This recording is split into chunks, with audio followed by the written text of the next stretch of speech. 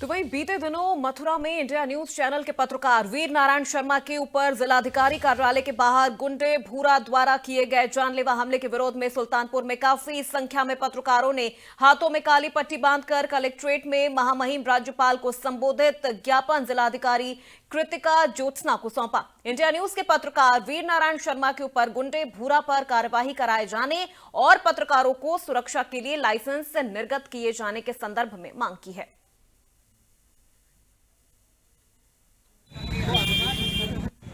आज हमारे सुल्तानपुर के पत्रकार बंधु जिलाधिकारी महोदय को काली पट्टी बांधकर मिले हैं। उनका विरोध प्रदर्शन इस बात को लेकर के है कि मथुरा जनपद में हमारे एक पत्रकार साथी को डीएम कार्यालय के बाहर एक गुंडे ने जिस तरीके से ट्रीट किया है, उनके ऊपर जानलेवा हमला किया है। वो ये बता रहा है कि उत्तर प्रदेश में पत्रकारों को लेकर के, उनकी सुरक्षा को लेकर के सरकार कतई गंभीर नहीं है।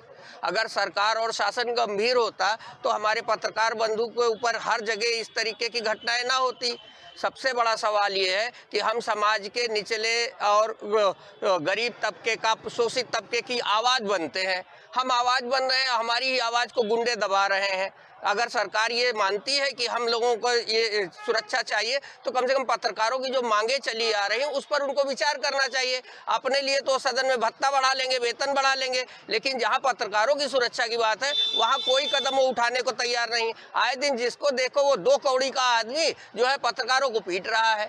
पत्रकार की क्या गलती है? पत्रकार की गलती ये है कि उसने उनके गलत कामों को उजागर किया और उजागर करने की सजा मिल रही है, जबकि उनको प्रोटेक्शन मिलना चाहिए। पुलिस को उस अपराधी के खिलाफ गंभीरतम कार्रवाई करते हुए उत्तर प्रदेश में एक नज़ीर रखनी चाहिए कि भविष्य में किसी भी पत्रकार साथी के ऊपर, किसी भी व्यवस्था को संभालने वाले साथी के ऊपर इस तरीके के हमले ना हो।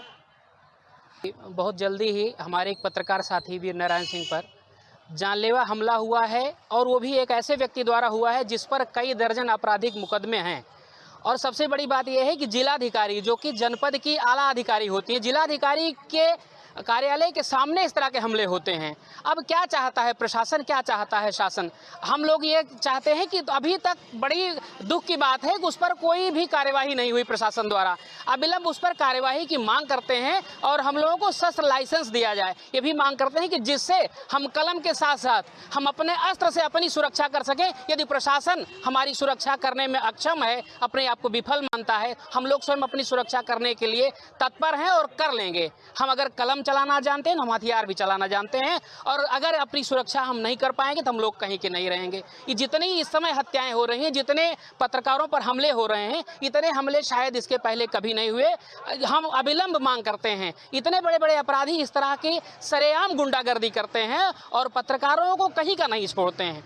अविलंब उनके खिलाफ कार्यवाही हो और पत्रकारों को शस्त्र लाइसेंस दिया जाए, यही मांग करते हैं।